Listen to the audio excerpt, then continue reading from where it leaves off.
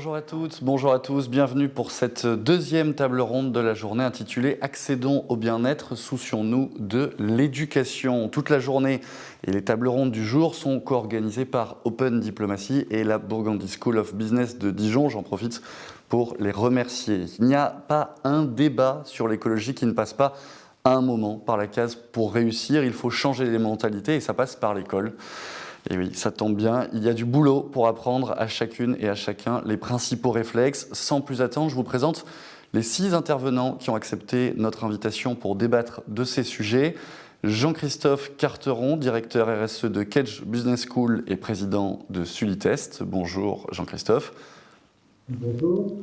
Ilana Sicurel, députée européenne. Bonjour. Bonjour. Stéphanie Foucard, directrice de la mobilisation et de l'engagement de Citeo. Bonjour. Bonjour. Gabriela Martin, secrétaire générale de la Fonda. Bonjour. Bonjour. Thomas Mester, secrétaire du comité d'impact d'Open Classroom. Bonjour. Bonjour. Bonjour. Et enfin, Olivier Toutain, professeur à la Burgundy School of Business de Dijon. Bonjour à vous. Bonjour.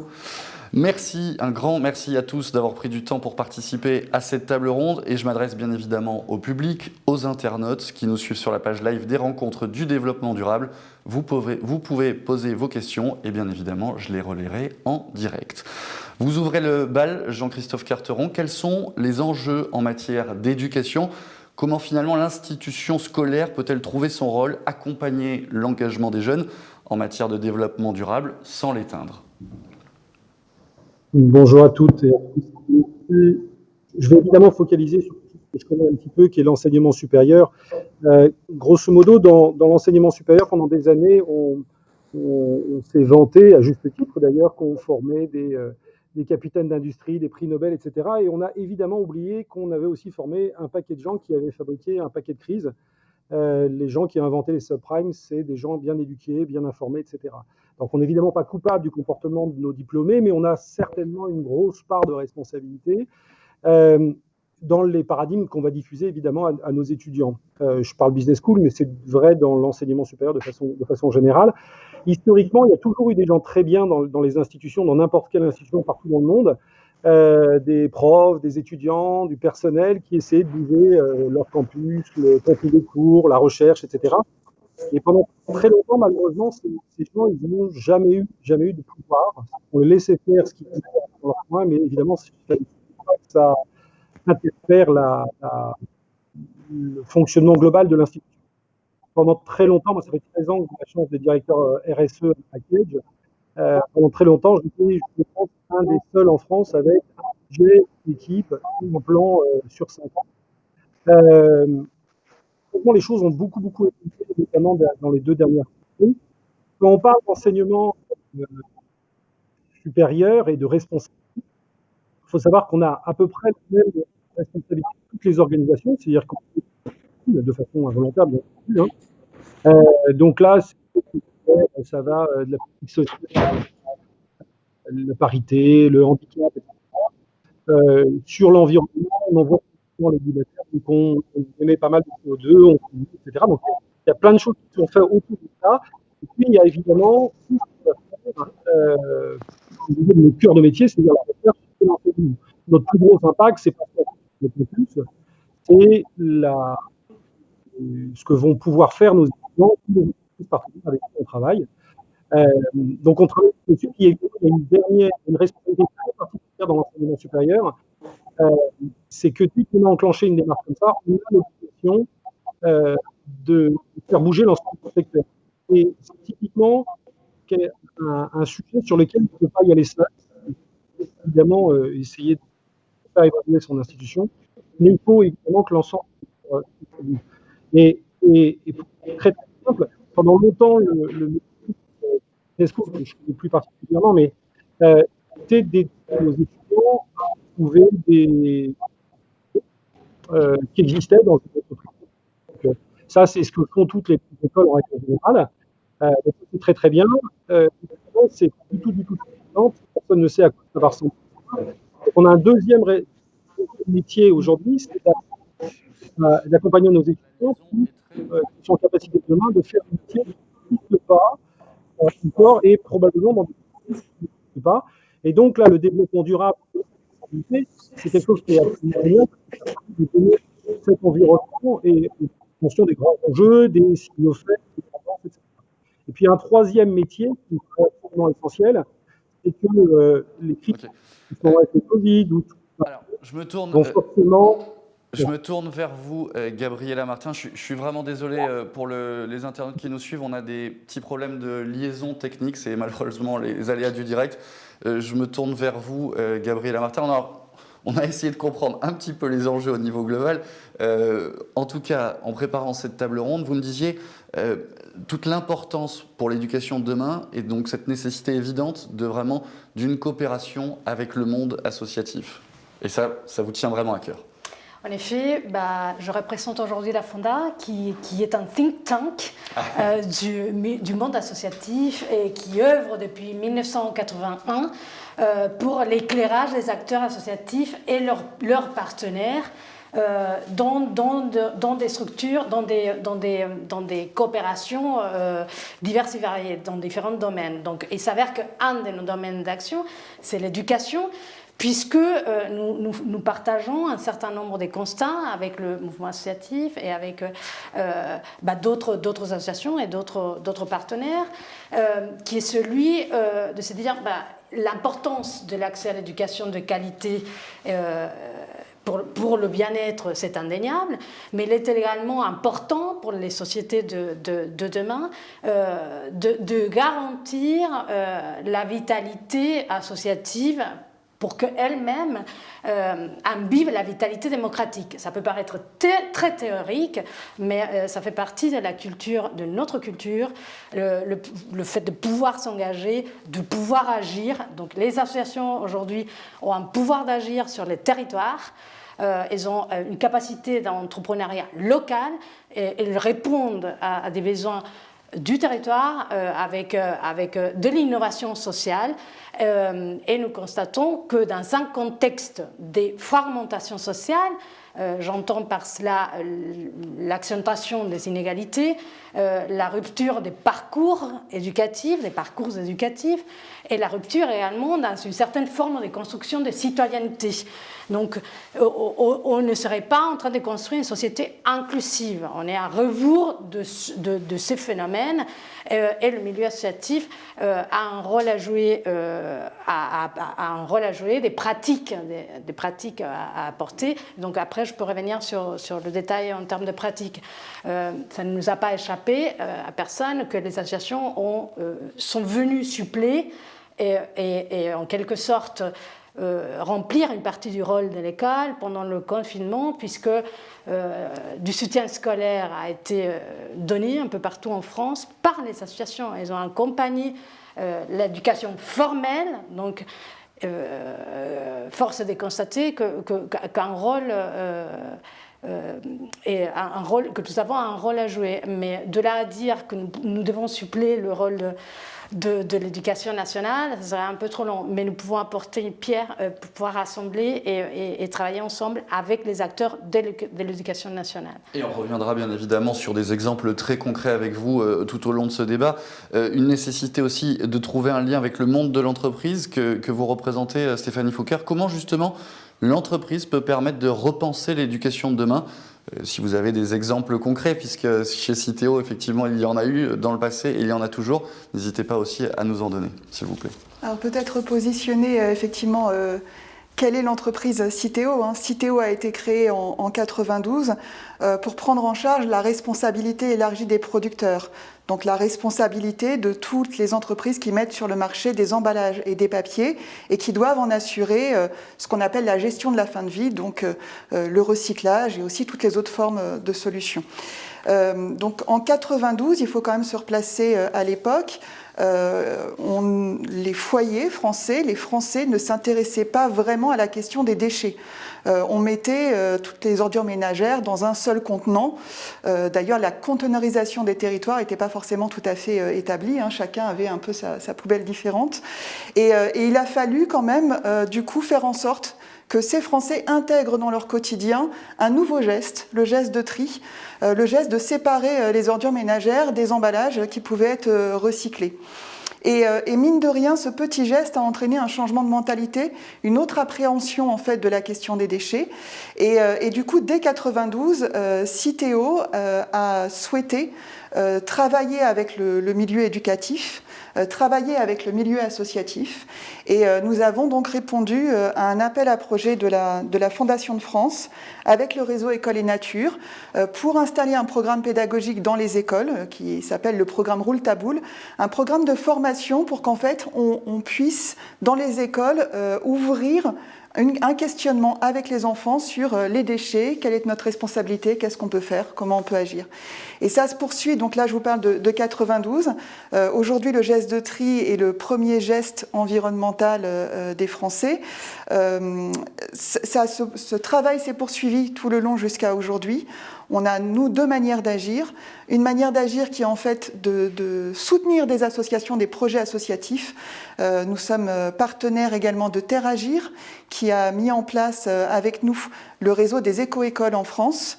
Nous travaillons également avec le WWF. Nous sortons d'ailleurs cette semaine un programme éducatif en partenariat avec le WWF qui s'appelle « Protéger la biodiversité marine, ça s'apprend », voilà, qui est relié à un programme scientifique qu'il porte et qui s'appelle Cap Cétacé. Nous sommes également partenaires d'Expédition 7e continent. Je ne vais pas faire la liste de toutes les associations avec lesquelles nous travaillons. Et puis nous développons également des programmes pédagogiques qui viennent en soutien de l'action des relais pédagogiques. Donc les relais pédagogiques, pour nous, c'est bien évidemment les professeurs des écoles, mais ce sont aussi les animateurs des temps périscolaires et les parents qui, pendant cette période de confinement, ont eu effectivement une charge lourde à porter, qui était de pouvoir accompagner les enfants dans cette période compliquée. Et on reviendra bien évidemment sur cette période du confinement qui a été très compliquée, notamment en matière d'éducation. Ileana Sicurel, vous dites qu'il faut penser long terme quand on évoque l'éducation, mais ce n'est pas toujours facile, et pourtant c'est bien l'une des clés.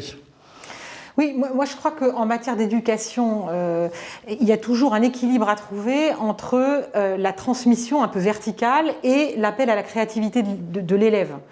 Et je pense que ce qui est très intéressant avec le développement durable, c'est que le développement durable, par son ampleur, par sa nouveauté, fait exploser complètement les cadres de l'enseignement traditionnel. Et donc cette verticalité à laquelle on est assez attaché et qui heureusement commence à évoluer en France, on est obligé de la faire évoluer. Alors est-ce que pour autant on doit être dans une forme d'horizontalité totale en se disant les jeunes ont tout compris, nous on est comme ils disent des hockey boomers, des ringards, et est-ce qu'on doit, comme on a fait un peu avec Greta Thunberg, leur donner les clés de la maison en leur disant moi je vais vous faire une confidence avant de poursuivre. Je suis très gênée par le phénomène Greta Thunberg. J'en veux pas à cette jeune fille qui est touchante à bien des égards et très sincère. Ce qui m'a plus inquiétée, c'est de voir les adultes, quelque part, se démettre de leurs responsabilités en disant ce sont les jeunes qui vont décider. Et je pense que notre responsabilité, c'est de les accompagner. Ils ont cette inspiration, ils ont naturellement plein d'idées, mais nous devons quand même garder cette responsabilité qui est de leur transmettre de quoi affronter ces grands enjeux qui sont complexes. Alors un mot pour justement montrer comment l'éducation nationale, notamment en France, joue, je crois, sur ces deux registres, quand même de la transmission, et puis de l'appel à la créativité. Alors les programmes, bien sûr, ça c'est vraiment le cœur de l'école. Les programmes ont énormément évolué. Vous avez un baccalauréat technologique dédié, ça c'était déjà depuis 2007. Après le Grenelle l'avait déjà entraîné. Donc vous avez un bac technologique dédié. Vous avez en 2019 les programmes qui ont évolué. Par exemple, en histoire et géographie, vous avez beaucoup plus de place donnée aux enjeux d'environnement. Vous avez, par exemple, en économie, je vous donne un exemple intéressant, on fait réfléchir les élèves sur l'idée de croissance. Le PIB, ça ne suffit pas pour mesurer la croissance. Il faut aussi qu'il y ait un aspect environnement, qu'il y ait un aspect égalité sociale. Donc les mentalités, elles évoluent par les programmes et par ce qu'on leur transmet. Dans tout ce qui est professionnel, vous avez aujourd'hui dans ce qui est attendu des élèves dans les référentiels de compétences, que ce soit pour les métiers du bâtiment, les métiers de l'automobile, les métiers du bois, vous avez une dimension environnementale qui est intégrée, des compétences, des savoirs qui sont attendus. Donc les choses bougent en matière de transmission. Ensuite, est-ce que ça suffit? Non, parce que les choses elles avancent très vite et de toute façon, ce que vous enseignez aujourd'hui, ça va changer dans 2 ans, dans 10 ans, dans 20 ans. Donc aujourd'hui, en particulier dans ce domaine, ce qu'on doit surtout transmettre aux jeunes, c'est des compétences, ce qu'on appelle les compétences du XXIe siècle. C'est développer leur capacité d'empathie, de coopération, d'innovation, de sens critique. Donc tout ça, c'est ça qu'on doit transmettre, beaucoup plus encore, on commence à le faire. Et troisième et dernier volet, ce sont des approches pédagogiques complètement renouvelées. Je vous donne un exemple, ce qu'on appelle le 3D, c'est-à-dire des établissements qui s'engagent dans une éducation développement durable, c'est-à-dire que tout l'établissement va s'engager là-dedans avec, alors ça peut être mesurer l'empreinte carbonique. Je vous donne un exemple de jeunes qui ont recommandé les vélos électriques pour les professeurs. C'est dans les petites villes, c'est un peu plus dur peut-être dans les grandes villes.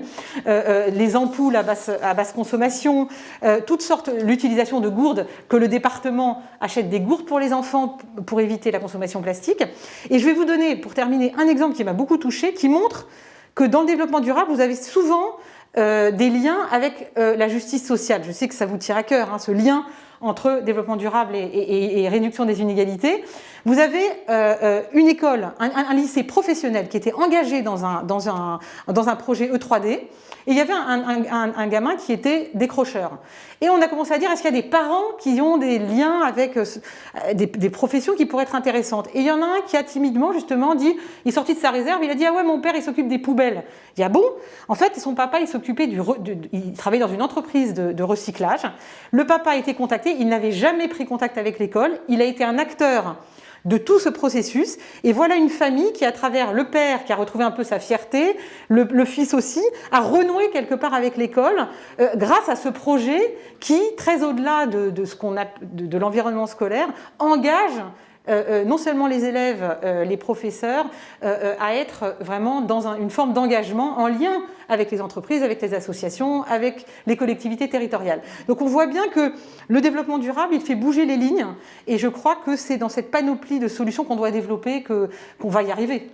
Et on reviendra avec Madame Foucard, parce que là, l'exemple est directement lié avec votre activité. On va essayer quand même de redonner la parole à Monsieur Carteron, qui avait commencé à brosser un petit peu tous les enjeux justement de l'éducation de demain. Monsieur Carteron, il me semble qu'on a réussi à régler les problèmes de liaison. Est-ce que justement, vous pourriez continuer votre analyse sur ces enjeux, s'il vous plaît? Oui, alors je suis désolé, je ne sais pas où est-ce que vous m'avez perdu. Donc, grosso modo, je disais que c'était fichu, qu'il ne fallait plus rien faire, c'était trop tard.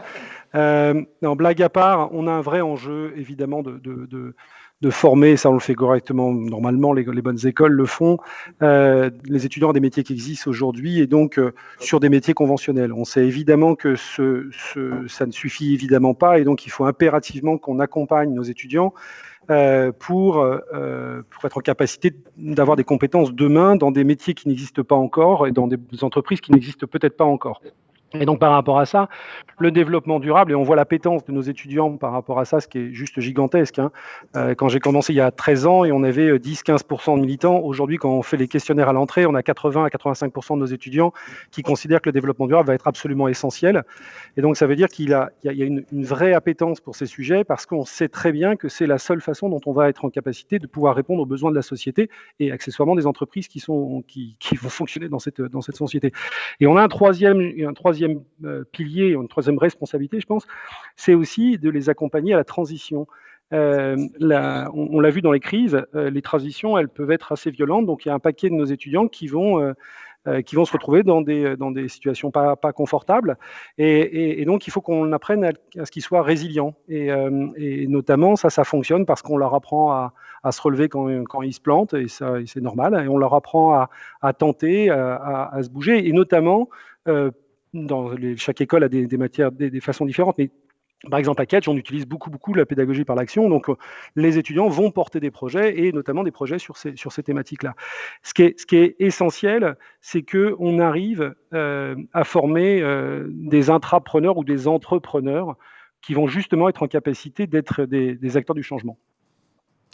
Merci Monsieur Carteron, et merci d'avoir été concis. Je donne la parole à Olivier Toutain. Vous me disiez en préparant cette table ronde que relier justement l'éducation au bien-être et au développement durable offre réellement une opportunité pour se réinterroger sur le sens à donner à l'éducation de demain.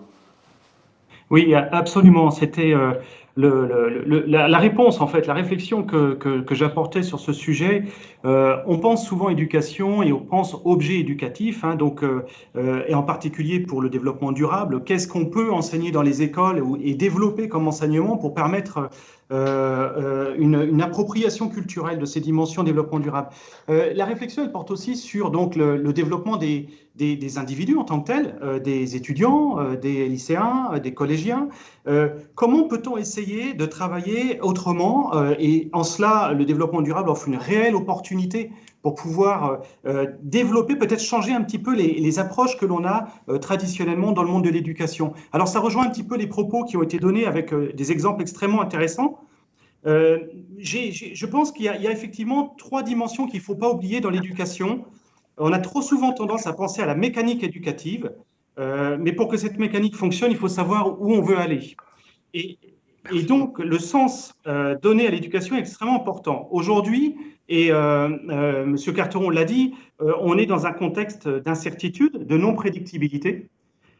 C'est-à-dire que c'est très compliqué d'enseigner des connaissances si on sait que ces connaissances ne seront pas ou très peu applicables dans quelques temps. On peut se placer du côté des entreprises, l'évolution du monde du travail est extrêmement rapide, et donc ça veut dire qu'on remet en question une vision d'une certaine façon programmatique de l'enseignement en imaginant que des connaissances figées puissent toujours être enseignées.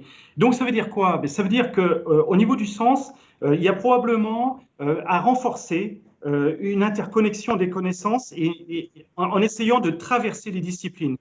On le dit beaucoup, ce n'est pas une chose évidente, mais faire en sorte de développer des approches globales, complexes, sont des éléments essentiels pour essayer d'appréhender des enjeux qui sont directement liés à la société, à ses besoins, et en termes de développement durable notamment. Donc en fait, ça veut dire quoi dans le sens former des nouvelles générations capables d'agir pour le bien commun? Alors, le bien commun, on en parle beaucoup, c'est une notion extrêmement globale, mais on pourrait préciser un bien commun économique, social, environnemental, et ça commence comment? Ça commence par le proche. C'est ce que vous soulignez tout à l'heure avec notamment le partenariat associatif ou le partenariat entreprise, mais aussi les parents et l'implication des parents. Comment peut-on travailler en donnant du sens à l'enseignement et en essayant de raccrocher ce sens avec ce qui est proche, mais ce qui relève d'un bien commun, d'un bien social. Et puis, une troisième dimension ontologique sur le sens de l'éducation, c'est comment apprendre en essayant de réunir un petit peu ce qui relève du cognitif et de l'affect. Alors, pardonnez-moi un petit peu ce jargon, mais dans le monde des sciences de l'éducation, on soulève souvent ce problème qui évolue dans le sens d'un enseignement qui est très, très cognitif, qui reste encore très cartésien, mais dans lequel on a tendance à séparer l'affect et l'émotion de la connaissance, ce qui aujourd'hui paraît très très difficile compte tenu des enjeux qu'il y a dans la société et dans l'éducation pour préparer les jeunes générations de demain. Alors, ça veut dire aussi donc transformer la nature des connaissances, puisqu'on parle de sens, mais ça veut dire aussi la nature des connaissances. Quelles connaissances? Essayer d'enseigner. Alors, vous l'avez dit tout à l'heure, adaptation, analyse critique, créativité. Mais tout ça, en fait, ce sont des injonctions finalement de notre part, à nous, enseignants.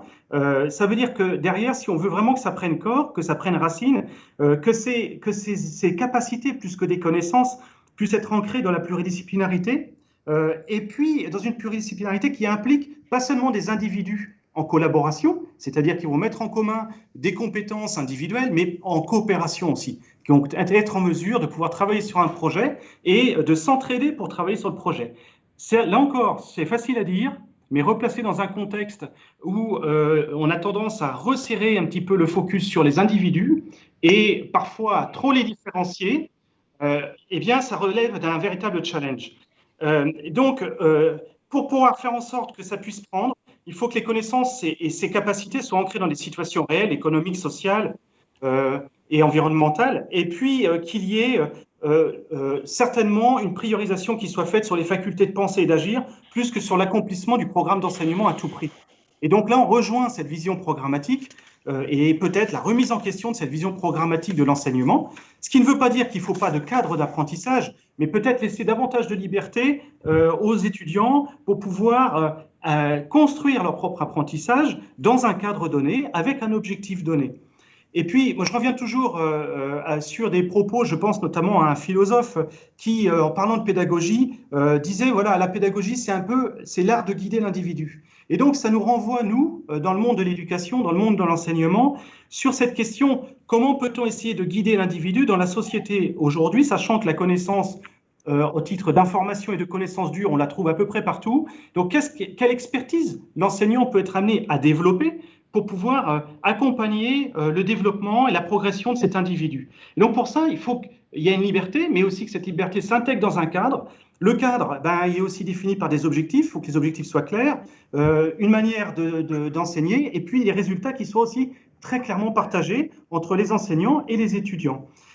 Et donc pour ça, il faut avoir envie de s'engager dans un enseignement comme ça. Cette envie, elle est partagée par les enseignants, mais aussi par les étudiants, par les jeunes. Et pour que ce soit partagé, pour y donner du sens, il faut qu'à un moment donné, peut-être travailler davantage autour d'un apprentissage actif, un apprentissage par projet qui impacte la société de manière économique, sociale, environnementale, mais cet impact-là, vous savez, quand c'est trop général, ça ne nous touche pas. Il y a beaucoup de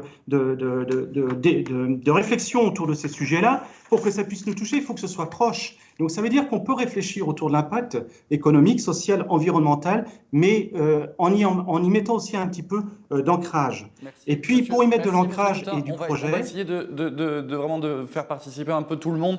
Merci pour cette analyse. Je me tourne vers vous, Monsieur Mester, qui n'avez pas encore pris la parole. Vous proposez, vous aussi, des solutions concrètes via votre plateforme.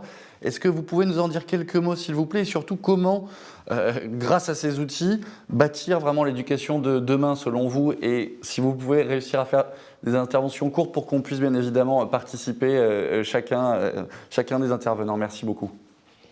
Ouais, merci beaucoup. Donc, juste de manière très schématique, Open Classrooms est une école en ligne. Nous formons quelques 2 millions de personnes chaque mois sur une série de compétences qui, à l'origine, étaient très articulées autour du code et donc de l'informatique, et aujourd'hui sont de plus en plus larges. Sur la question de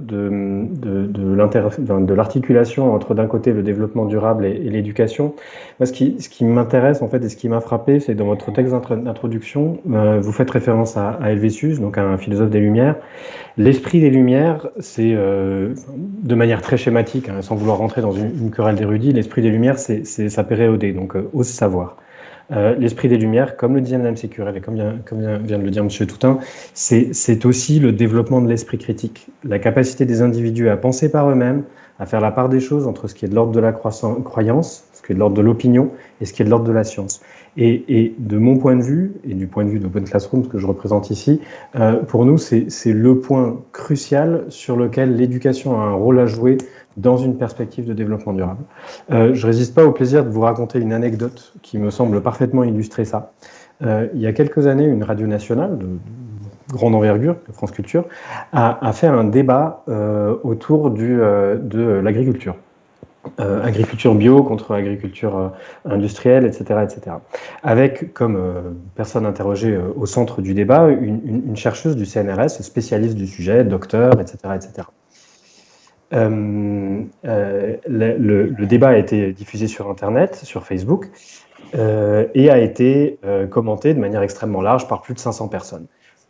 L'immense majorité des commentaires étaient totalement défavorables au point de vue de la chercheuse, y compris, et c'est ce qui m'avait particulièrement marqué, un monsieur qui était producteur d'aromates à Strasbourg, qui expliquait que lui, il faisait tout en permaculture et que tout ce que disait la chercheuse du CNRS sur l'agriculture biologique était totalement faux parce que lui savait mieux. Être capable de faire la part des choses entre ce qui est de l'ordre de la science et ce qui est de l'ordre de l'opinion, c'est ça l'enjeu fondamental en fait. Surtout dans un contexte où il y a une espèce d'hypertrophie de l'information dans tous les sens et d'hypertrophie de l'opinion, avec finalement très peu de manières, très peu d'indicateurs pour discerner ce qui est de l'ordre du vrai et ce qui est de l'ordre de l'opinion. Donc si on veut construire une éducation qui soit à la hauteur des enjeux de développement durable et à la hauteur de la complexité des enjeux de développement durable, c'est par le développement de l'esprit critique qu'on doit y arriver. Donc, finalement, notre religion ici, d'une certaine manière, même si je pense que le terme est vraiment pas adapté, mais notre parti pris ici, sur Open Classroom, c'est que on veut aussi aider les étudiants non seulement à acquérir des compétences, à acquérir un métier, mais aussi à être capable de construire une vraie écologie de l'information. C'est-à-dire qu'ils soient capables d'interagir avec les multiples sources d'informations qui les entourent, qu'ils aient l'esprit critique nécessaire et les références nécessaires pour pouvoir discerner ce qui est de l'ordre du vrai, ce qui est de l'ordre du scientifique, de ce qui est de l'ordre de l'opinion, ce qui est de l'ordre du jugement.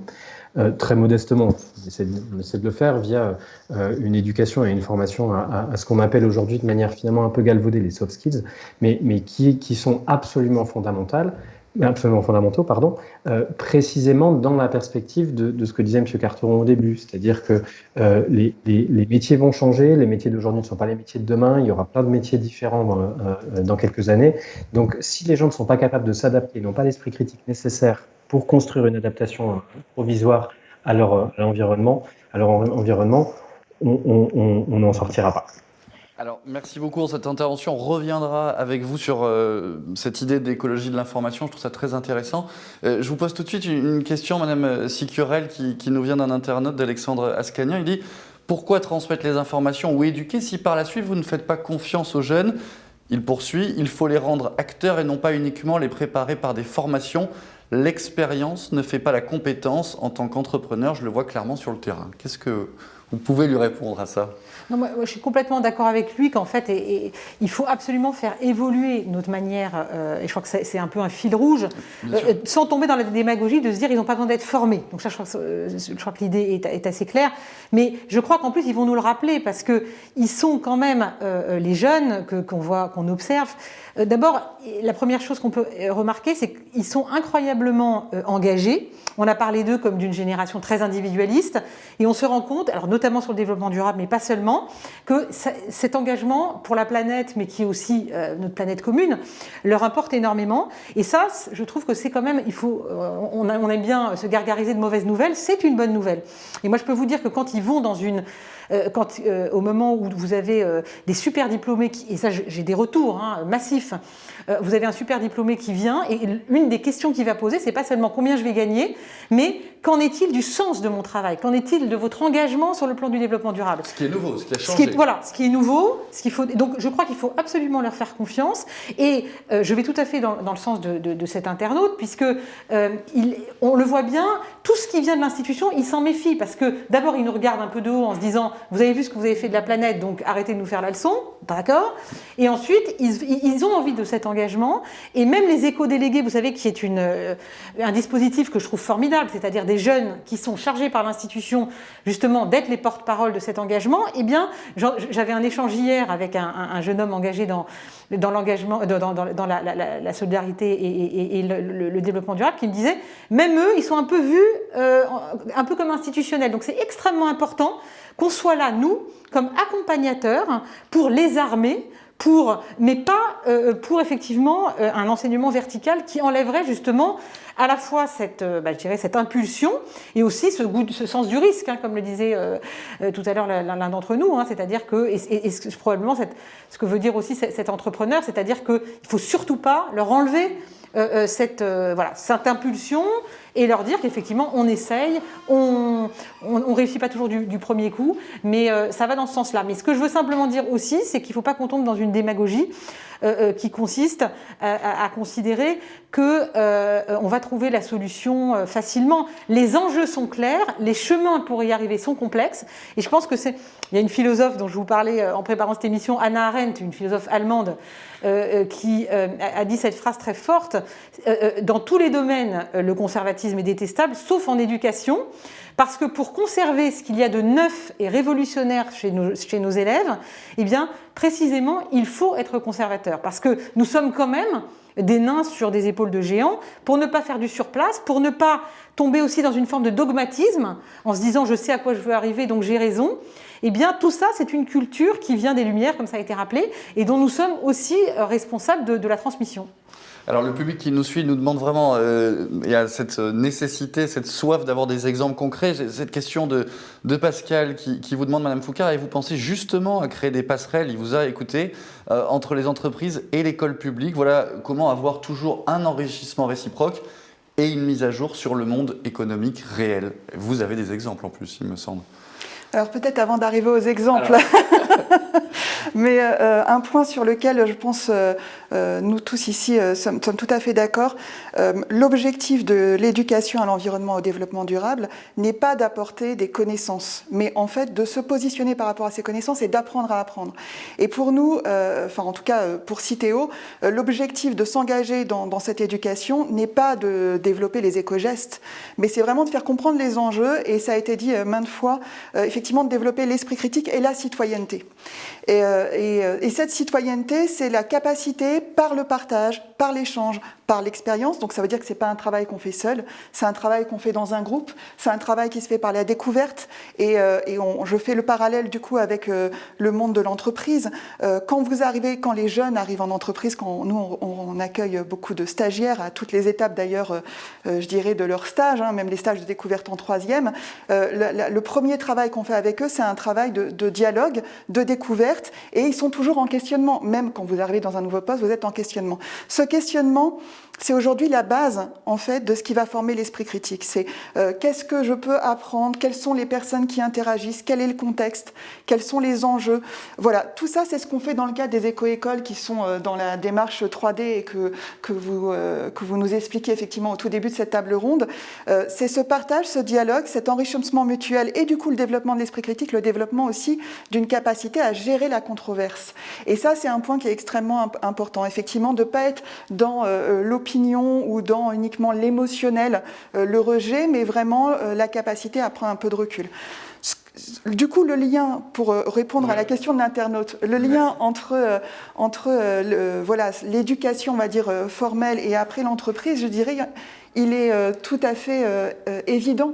Parce que lorsqu'on est en entreprise, et ça a été dit par l'un des intervenants, on n'applique pas bêtement des injonctions venant du haut. On prend en considération justement, je dirais, une entreprise, elle fixe des caps, elle se fixe des objectifs, mais après elle laisse libre, je dirais, l'ensemble de ses équipes de pouvoir construire ensemble le chemin pour intégrer justement la complexité des enjeux et aussi cette difficulté qu'on a encore plus aujourd'hui à pouvoir y voir clair sur le chemin qu'il faut prendre.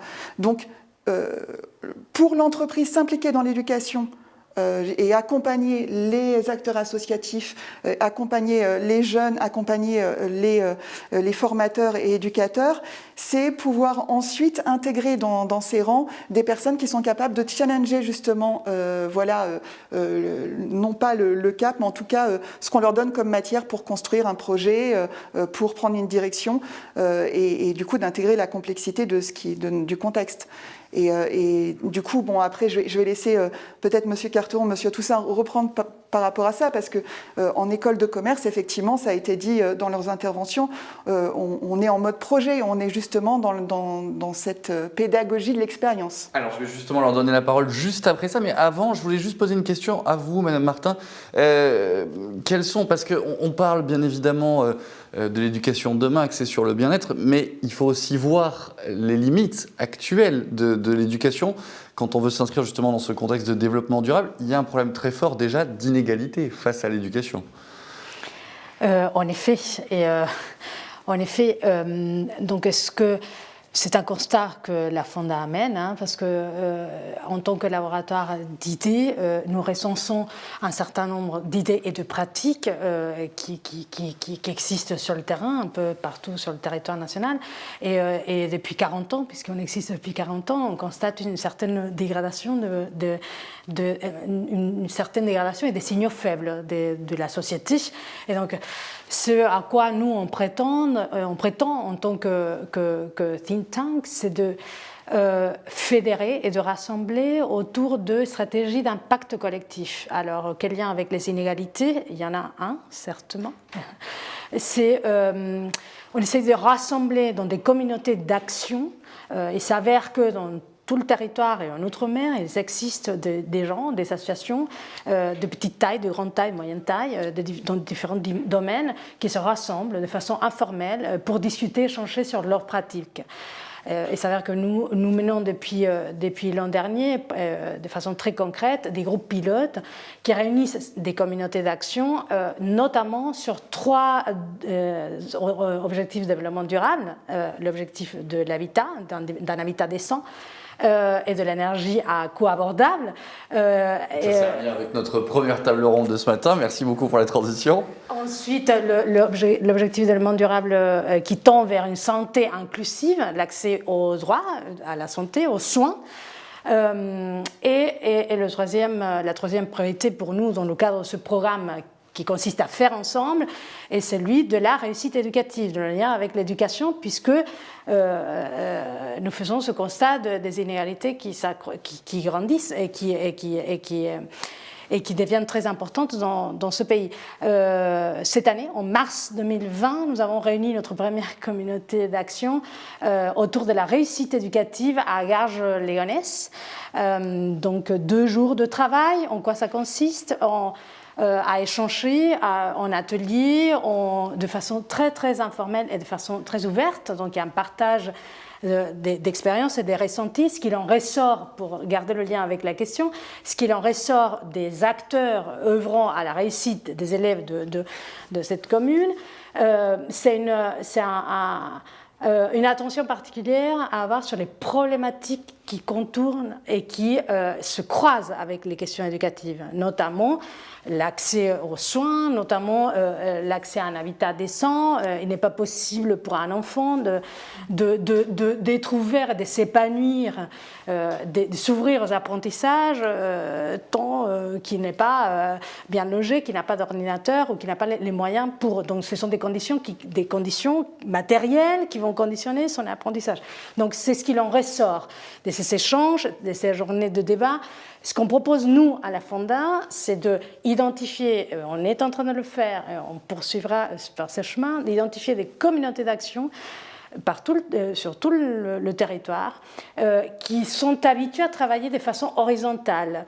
Je ne suis pas en train de simplifier les propos des précédents collègues, mais horizontalité, verticalité, voilà, ce sont des gros mots, mais il est vrai que le milieu associatif est un milieu qui évolue dans cette tendance de l'horizontalité. Donc ce qu'on propose, c'est de prendre en considération cette expérience, ce type de travail, cette dynamique horizontale d'échange et de partage et de coopération pour faire en sorte à ce que toutes les pratiques que l'on recense deviennent et alimentent des politiques publiques par la suite durables, pérennes et qui tendent vers une société pacifique, puisque plus on aura de l'inégalité, nos sociétés seront de plus en plus violentes. Merci. Donc vous parlez de se réunir, de cette nécessité de discuter, d'innover aussi. Il faut être innovant quand on pense au bien-être et éducation. Jean-Christophe Carteron, pourquoi ça ne marche pas, tout simplement? Parce qu'on n'est justement pas assez innovant? Bon, tout d'abord, il y a plein de choses qui marchent, sinon j'aurais quitté mon boulot depuis longtemps, hein. Mais il y a plein de choses qui ne marchent pas. Si on regarde de façon systémique, et si je reste vraiment dans le cadre de l'enseignement supérieur et des business schools, je pense ça fait une quinzaine d'années que j'essaie de travailler sur essayer de comprendre pourquoi des gens intelligents, bien formés, informés, prennent des décisions qui nous amènent dans le mur. Et je parle de façon générale. Et en fait, en règle générale, c'est assez simple, hein, il y a un problème de gouvernance et on a un problème d'indicateur de performance. Et clairement, si je prends à l'échelle d'un pays, par exemple, tant qu'on ne changera pas les critères qui permettent de calculer un PIB, une croissance, évidemment, ces indicateurs qu'on suit ne vont pas être les bons, et donc les décisions qu'on va faire pour améliorer la croissance ne vont évidemment pas être les bons. Si vous voulez augmenter le PIB, le plus simple, c'est de balancer des clous sur l'autoroute, vous aurez des accidents, ça fera marcher les assurances, les dépanneurs, les avocats, les pompes funèbres, etc. Donc ça, c'est très très bien.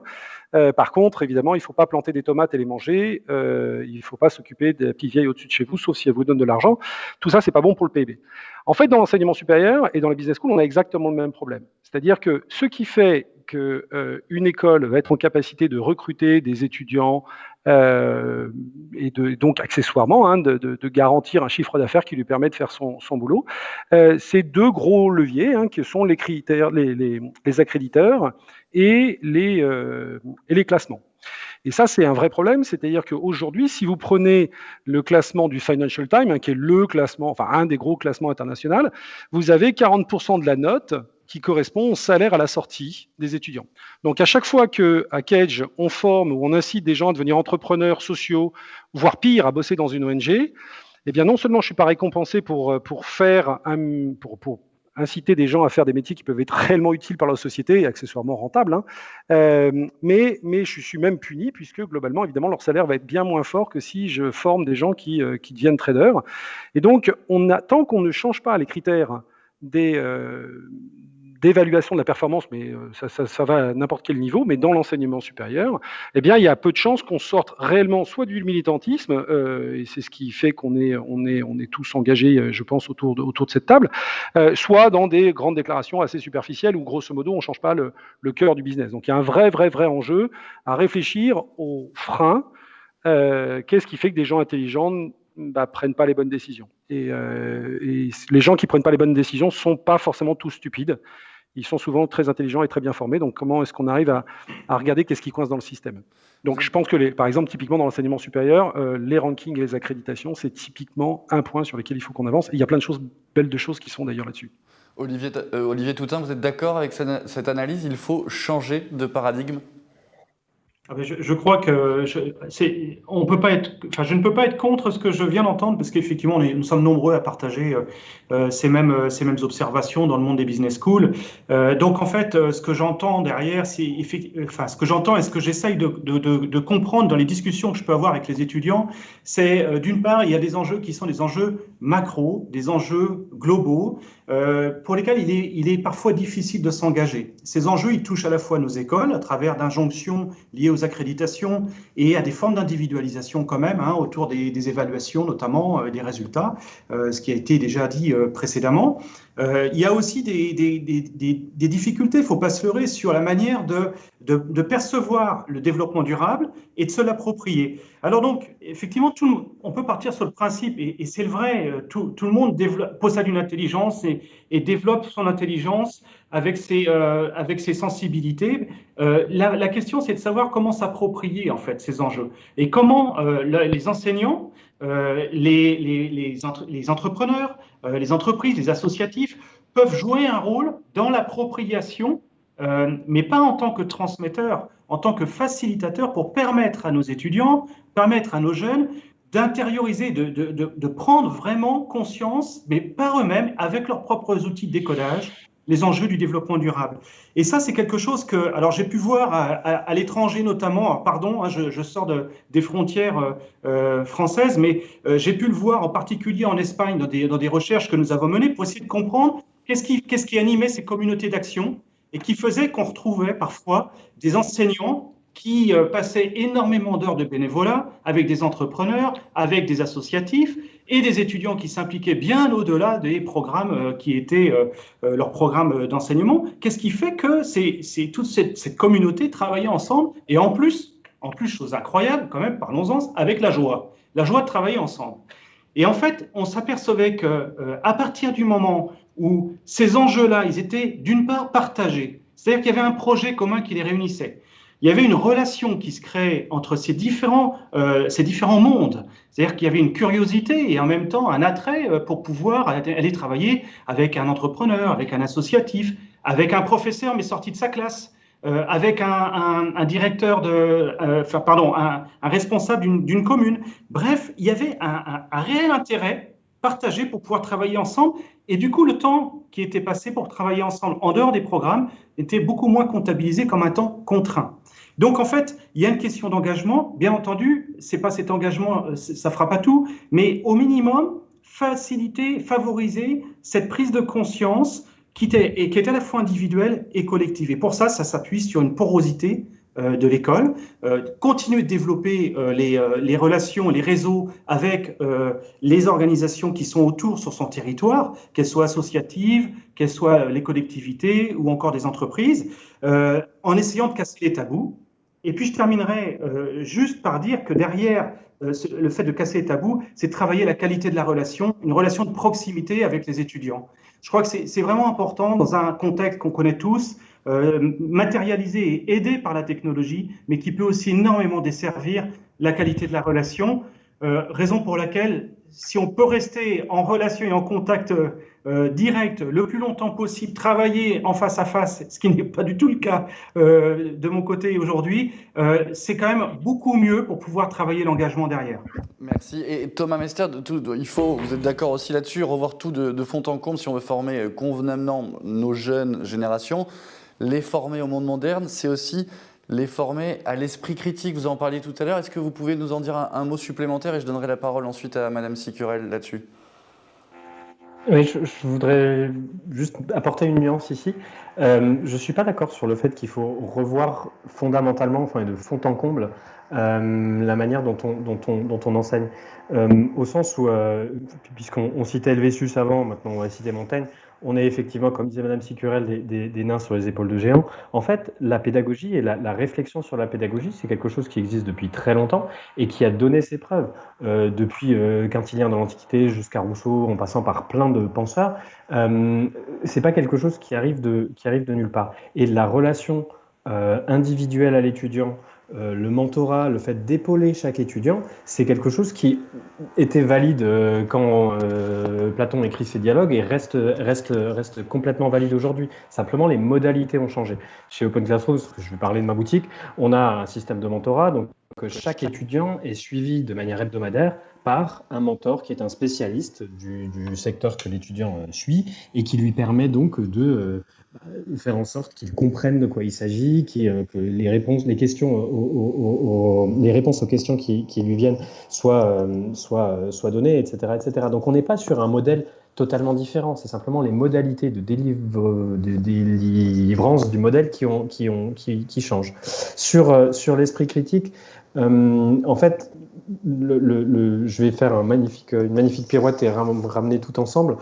La pédagogie par projet, dont on s'est tous fait le héros ici, nous sommes collectivement fait les héros de la pédagogie par projet, c'est une pédagogie qui, fondamentalement, permet le développement de l'esprit critique. Parce qu'à partir du moment où vous êtes placé devant une situation complexe, une situation inscrite dans la vraie vie, avec forcément sans doute parfois aussi des éléments locaux, comme le disait monsieur tout à l'instant, vous êtes obligé de réfléchir. Et vous êtes obligé de réfléchir d'une manière un peu plus large que simplement vous prenez un contenu de savoir et vous essayez de l'appliquer.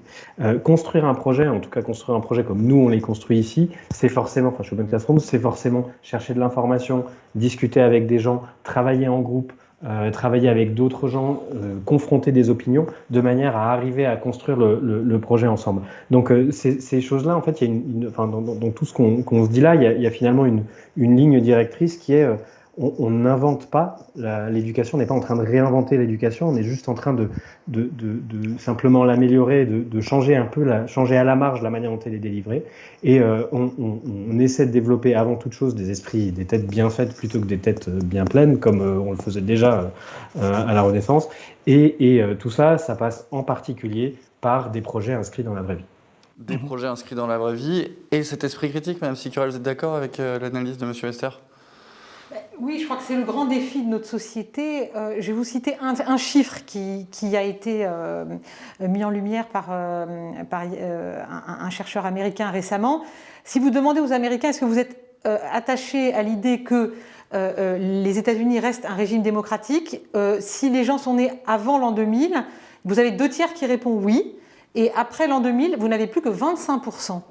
Moi, personnellement, je me réveille tous les matins avec ça, c'est-à-dire qu'on est dans une difficulté qui est liée aux réseaux sociaux, qui est liée au fait qu'il y a une espèce de nivellement des sources et qu'on a une vraie, je dirais, une nouvelle compétence à développer chez nos jeunes et même chez nous pour savoir quelle est une source qui est fiable, alors qu'avant, on était quand même dans une sélection en amont. Donc je pense que cet enjeu-là, l'un d'entre nous parlait de la distinction, là encore c'est Hannah Arendt, la philosophe allemande qui a mis ça au cœur de la démocratie, la distinction entre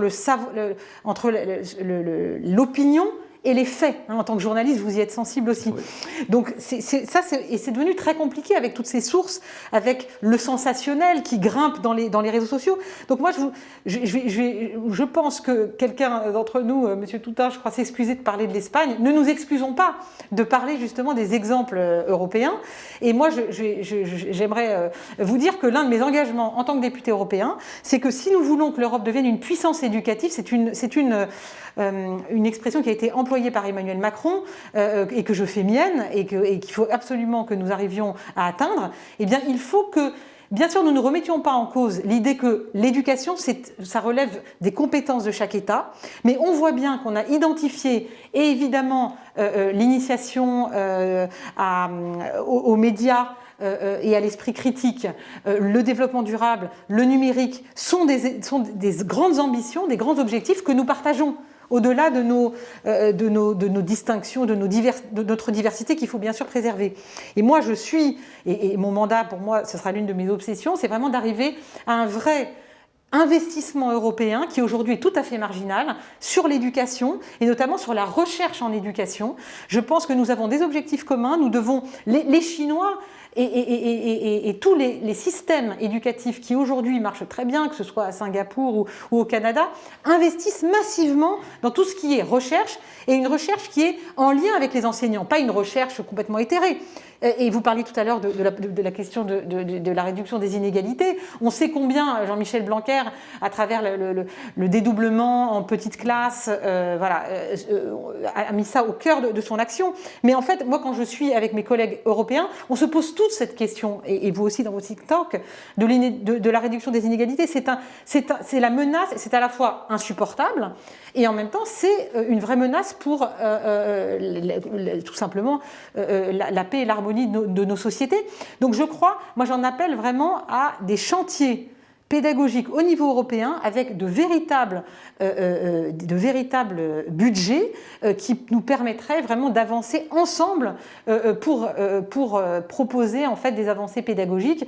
J'y crois et je me battrai pour ça. C'est pas encore tout à fait le cas aujourd'hui. Merci pour cette intervention. Monsieur Cartéron, j'avais une question très simple. On vous parle beaucoup de l'engagement des jeunes dans les médias, un engagement pour le climat. J'avais une question simple. Est-ce qu'on parle assez d'environnement à l'école, au sens large du terme ? De façon générale, c'est un sujet quand même qui sort de plus en plus. Tout à l'heure, on faisait le lien, un intervenant parlait du fait qu'il fallait mettre l'entreprise. Nous, dans le Business School, ça fait très longtemps qu'on met les entreprises dans la pédagogie. Par contre, on avait un peu oublié pendant longtemps de faire venir les autres parties prenantes, notamment les ONG, notamment les syndicats ou les entreprises un peu alternatives comme l'entrepreneuriat social, etc. Je pense que c'est dans la diversité qu'on va avoir cette richesse-là. Sur l'environnement, il y a différentes façons de le faire. Je pense que notre travail, il n'est pas du tout de former des directeurs de développement durable dans une école de management. Il y en a évidemment qui en sortent, mais nous, notre boulot, c'est de former des directeurs marketing, finance, RH qui intègrent ces données-là dans leur prise de décision.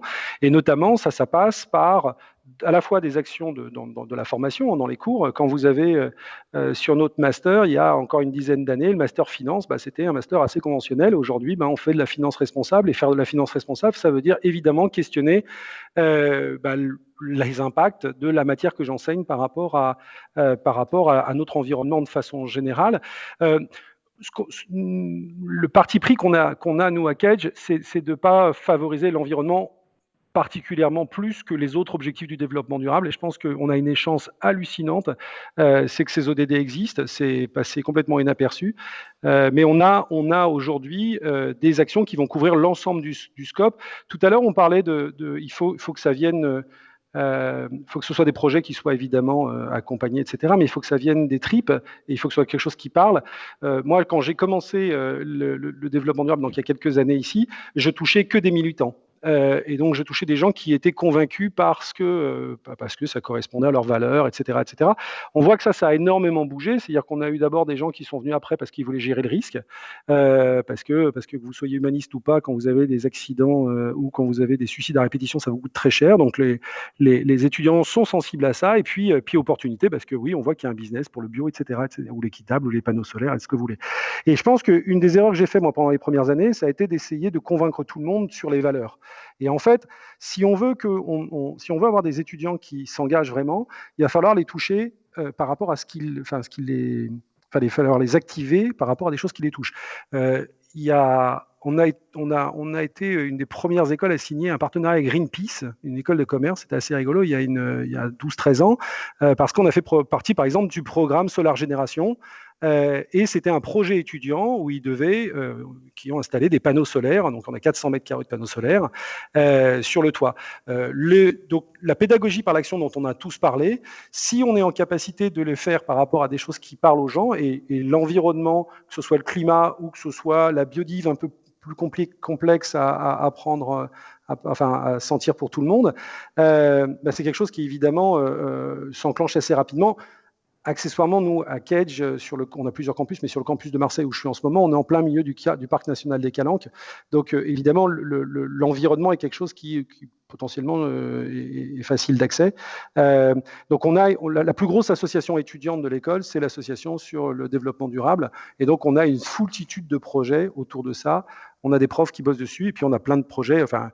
Quand on fabrique un parcours biodiversité dans son école, évidemment, c'est aussi des façons de sensibiliser les gens. Donc, on a les cours et puis on a tous ces projets autour et ce que fait l'école de façon générale. On voit comment, justement, c'est en train de changer de paradigme et comment l'université. Est-ce que c'est, Madame Martin, la même chose à l'école? Est-ce que ça doit être la même chose à l'école? Est-ce qu'il faut que ça accélère un petit peu plus vite? Est-ce qu'il faut qu'on étudie plus l'environnement et le développement durable à l'école, justement? Je parle des plus petits. J'aurais tendance à vous répondre d'une façon un peu distante par rapport au programme, puisque je ne les suis pas au quotidien, notamment l'éducation primaire et jusqu'en secondaire, mais j'aurais tendance à dire quelque chose grâce à laquelle peut-être je n'aurais pas beaucoup de personnes favorables à cet avis, mais j'ai l'impression que dans nos échanges, on parle d'environnement, on parle du côté économique, du développement durable, mais on n'aborde pas le développement durable de façon tridimensionnelle. Donc il y a 3 aspects, il y a 3 dimensions, et la dimension sociale, tout cela pour arriver au point de l'école, me semble très importante aussi à mettre en avant. Et il n'est pas... il serait un peu simpliste d'aborder le développement durable ou l'agenda 2030 à l'école en prenant les tiroirs de l'environnement et le tiroir de l'économique, d'amener une croissance durable, verte, etc. etc. La dimension sociale du développement durable est également importante et il me semble qu'à l'école, essayer d'apprendre à coopérer, ce serait une façon, coopérer pour aller dans un monde durable au lieu de concurrencer, ce serait aussi une façon d'aborder ce développement durable à l'horizon 2050. Et par rapport à l'école aussi, j'aurais bien voulu dire que je crois qu'à ce stade, il est très difficile de demander à notre école de résorber ou de corriger tout ce que l'on voit comme dysfonctionnement dans la société, que ce soit la façon d'aborder le développement durable, que ce soit la façon d'aborder les inégalités. Donc aujourd'hui, on ne peut pas tout demander à l'école formelle. Et donc, je crois que, formelle à l'école républicaine, je crois qu'aujourd'hui, on peut s'appuyer également pour sensibiliser au développement durable, aux objectifs de développement durable, à ce cadre conceptuel. On peut également travailler avec des associations, avec le secteur informel, pour pouvoir se compléter. Vous voyez ce que je veux dire? Peut-être que ce n'est pas à l'école où il faut intégrer tous ces éléments. Peut-être où il faut le faire de façon partielle ou en fonction de l'évolution des élèves et des classes. Donc j'ai tendance à dire qu'aujourd'hui, il me semble très simpliste de tout demander à l'école et aussi la façon d'aborder le développement durable. Voilà. Madame Siccarel, une question qui nous vient de la page live des rencontres du développement durable de Xavier Dutour. L'éducation fait-elle également face à la difficulté de faire évoluer son modèle vers les valeurs du monde d'aujourd'hui? Quelles réformes doivent être mises en place en priorité, vous demande cet internaute. Oui, alors c'est difficile de répondre de manière exhaustive, mais je crois que ce qui vient d'être rappelé, c'est-à-dire que la question de la réduction des inégalités, elle est essentielle. On sait que le constat qui est en train de bouger, et on espère qu'il va bouger, que 20% des enfants quitter le CM2 sans savoir lire, écrire, compter est quelque chose d'insupportable. Moi, personnellement, mon engagement politique, c'est ça. C'est ça la priorité pour vous, c'est ça? Pour moi, non, alors c'est la priorité, absolument.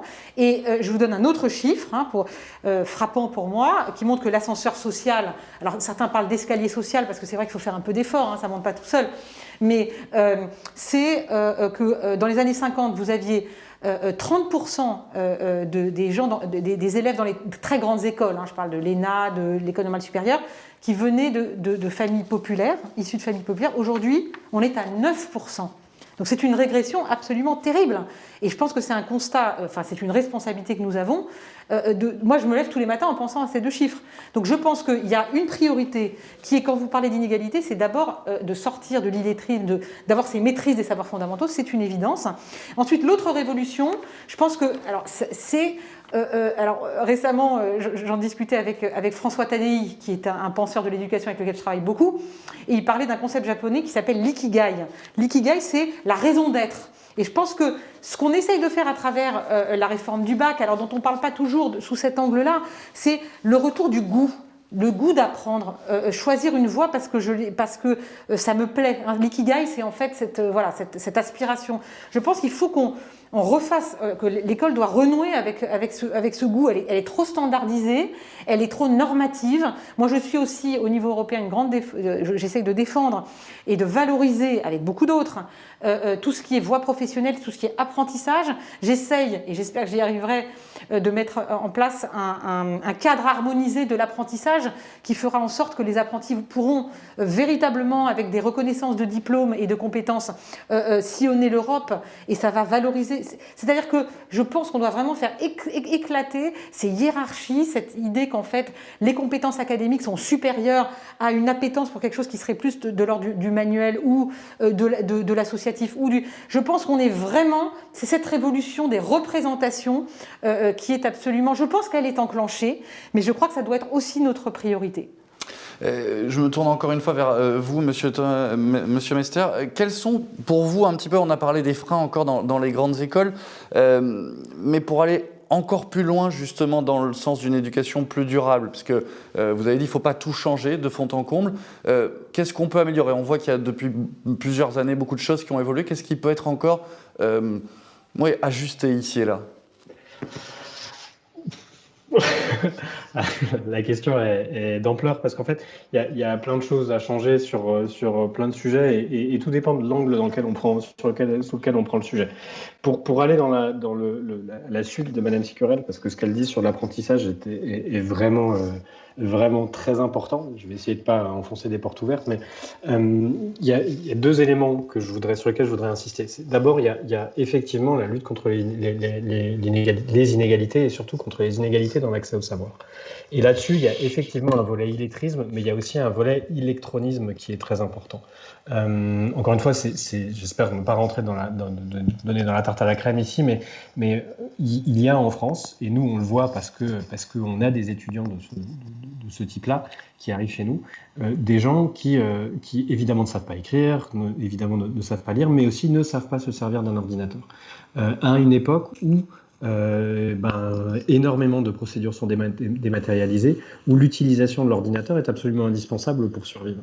Et pour aller dans la dimension aussi sociale et sociétale, entre guillemets, du développement durable, on a là un problème à régler, et un problème à régler qui doit être pris à bras-le-corps, entre guillemets, par les pouvoirs publics, parce que ça, pour le coup, c'est un vrai facteur d'inégalité, et ça va être, dans l'avenir, un énorme facteur d'inégalité, un facteur croissant d'inégalité, en fonction des catégories d'âge, en fonction des catégories d'origine des populations, etc., etc. Le deuxième sujet qui me semble effectivement juste, et là aussi je ne peux qu'abonder dans le sens de Madame Sicurel, c'est la promotion de l'apprentissage. L'apprentissage est ce qu'on appelle le dual education, c'est-à-dire à la fois une formation théorique entre guillemets, ou une formation aux compétences, et de l'autre côté, en même temps, arriver à une insertion en entreprise, etc. C'est un modèle qui en France a pendant très longtemps été regardé de haut, qu'on a pensé réservé exclusivement au métier manuel, alors qu'aujourd'hui, on a énormément de codeurs, par exemple, qui travaillent en apprentissage. On a beaucoup de responsables IT qui travaillent en apprentissage, on a beaucoup de responsables RH qui travaillent en apprentissage. En fait, la capacité à mélanger les deux et à faire en sorte qu'on apprenne, qu'on marche sur deux jambes, entre guillemets, c'est absolument clé pour pouvoir créer et former aujourd'hui les gens qui, demain, auront besoin de la flexibilité nécessaire et de la souplesse de pensée nécessaire pour pouvoir s'adapter au monde du travail. Donc s'il y a s'il y a deux choses à faire, du haut de mon peu de science, et je suis vraiment pas là pour donner des leçons, mais s'il y a deux choses qui semblent absolument indispensables, c'est d'un point de vue très initial, j'allais dire, très élémentaire, lutter contre l'électronisme et lutter de manière très forte contre ces sujets-là, parce que là, il y a vraiment de l'égalité, et l'inégalité, et faire la promotion de l'apprentissage, parce que c'est vraiment au travers de ce genre de modèle qu'on arrivera à former les gens qui vont construire demain, entre guillemets. Madame Foucart, justement, je vous voyais au pied du chef là-dessus, sur l'importance de l'apprentissage. Vous vous placez du point de vue entrepreneurial, c'est important pour vous aussi? Oui, enfin, je ne peux effectivement qu'abonder. Je ne vais pas redire ce qui vient d'être dit parfaitement, mais la prise avec le réel, effectivement, quitter les savoirs théoriques, se confronter vraiment à des mises en situation, c'est ce qui, on en a parlé tout le long de cette table ronde, permet de développer l'esprit critique, la capacité d'adaptation. Et effectivement, en France, ça a longtemps été perçu comme étant un mode de formation un peu dégradé, et souvent, mais c'est ce que M. Master vient de dire, réservé à des métiers plus techniques. Ce qui est totalement faux, parce qu'en fait, effectivement, cette connexion avec le réel permet justement de sortir du spectre de l'opinion, je pense que, à véritablement, je me confronte à une difficulté, à une situation, et j'essaye d'en comprendre les composantes. J'essaye aussi, par l'interaction avec mon entourage, de voir, de me former une opinion, de prendre des décisions. Enfin, donc oui, je suis effectivement très convaincue et très d'accord avec ce qui vient d'être dit. Et je crois que M. Carteron aussi veut dire un mot justement sur ce sujet, sur l'apprentissage, M. Carteron. Oui, je pense que les éléments de M. Lester sont tout à fait plus que pertinents. Je pense qu'il y a un sujet qu'on n'a pas du tout abordé, qui est l'accompagnement des formateurs. Il se trouve qu'on a lancé un projet, le Sully-Test, il y a quelques années, et qui est un des outils de suivi des ODD reconnus par l'ONU, donc qui est passé un peu partout dans le monde. Et on a donc massivement des étudiants qui le passent, et puis on a aussi quelques profs.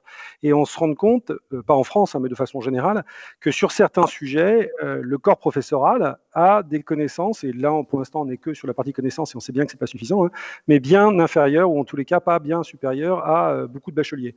Et donc évidemment, si on n'accompagne pas les formateurs pour justement qu'ils puissent, déjà de comprendre de quoi on parle vraiment, au-delà d'un engagement citoyen qu'ils peuvent avoir individuellement, à quoi ça correspond, je pense qu'on loupe un truc. On est en train de travailler avec différents réseaux au niveau international pour justement fabriquer des outils qui permettent de pouvoir faire une espèce d'auto-analyse d'un cours par rapport aux ODD. C'est-à-dire, je suis prof de marketing, je suis prof de finance, enfin je parle dans mon domaine, mais ça peut être prof de bio ou de ce que vous voulez.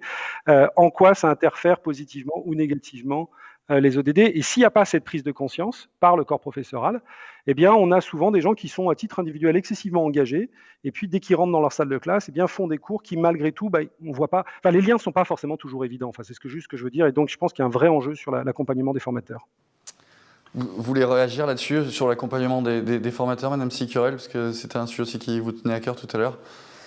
Oui, je pense que ça bouge d'ailleurs, ça bouge en matière d'environnement et de développement durable, mais je pense que c'est un sujet absolument clé, et c'est aussi un sujet qui est pris en charge au niveau européen, puisqu'on réfléchit à un institut européen des professeurs, et je pense que là aussi on a énormément à gagner à plus d'échanges de pratiques pédagogiques, donc c'est un enjeu évidemment majeur, et aussi pour ce changement de mentalité. Et je voulais ajouter, puisque vous me donnez gentiment la parole, que puisqu'on est justement tous d'horizons très différents, je crois qu'il faut faire tomber les murs de l'école, c'est-à-dire qu'il faut que ça s'ouvrir, je crois que c'est ça qui ressort un peu de nos échanges, c'est que l'école ne doit pas, elle doit à certains égards, Rester être un en temple cercle de la fermé. pensée et de la rigueur et de tout ce qu'on a pu aussi dire, pour ne pas être dans une pensée simpliste. Mais je crois que vraiment, tout ce qu'on a pu dire peut aussi, un fil rouge, c'est de tisser ce lien de l'école parce qu'on prépare les enfants à être dans le monde en responsabilité et que c'est une clé, évidemment. Et que là encore, les profs qui sont parfois ont besoin peut-être eux-mêmes, il faudrait peut-être réfléchir à des idées originales pour que les professeurs aient plus souvent eux-mêmes l'occasion de sortir de l'école. Comment ouvrir justement, pour rebondir sur ce que vient de dire Mme Sicurel, Mme Martin, ouvrir un petit peu ce monde de l'école? Favorablement, bien entendu, favorablement. Des ponts et des passerelles peuvent se monter. Mais je ne voudrais pas non plus que l'on perde l'attention sur le fait que l'école a un rôle fondamental tout de même qui est de former le citoyen de demain. Donc, on peut pas, il instruit la personne qui va devenir un citoyen demain. Donc, elle va pouvoir occuper une place dans la société grâce à ce bagage qu'il a, peu importe que ce soit une école de commerce ou l'école primaire. Donc, je voudrais garder ce point très important, bien qu'elle ne peut pas tout. Le lien entre éducation, citoyenneté et participation à la vie active est tout de même très important. Et donc c'est Condorcet c'est une maxime de Condorcet, et puis Mirabeau et tous les autres. Mais donc le lien entre participation active et la formation à la citoyenneté, pour nous, en tant que think tank, est très importante. Ensuite, un élément très concret par rapport aux ODD et au lien avec l'éducation, nous avons créé un jeu, un serious game, qui va dans le sens de l'appropriation des objectifs du développement durable. Et donc, ce jeu de cartes invite acteurs associatifs, entreprises, pouvoirs publics à se trouver autour d'une table et à s'approprier les objectifs du développement durable. Donc j'invite tout le monde à pouvoir y accéder à travers notre site internet. Vous pouvez accéder, vous pouvez acheter le jeu de cartes qui a fait ses preuves et ça suscite énormément d'échanges dès lors qu'on met cette méthode à contribution pour pouvoir sortir après des stratégies d'impact collectif. Merci beaucoup pour ce dernier exemple très concret. Il est 15h30, on aurait pu discuter encore très longtemps, c'était passionnant. Un immense merci à tous les participants de cette table ronde. La suite du programme, c'est la masterclass d'Olivier Jaillon, directeur général de Wacam, à 15h45. Cette masterclass est intitulée « Pour migrer vers une économie d'usage ». C'est donc dans 15 minutes. Et bien sûr, vous n'oubliez pas de poser toutes les questions aux intervenants sur la page live des rencontres du développement durable. Merci.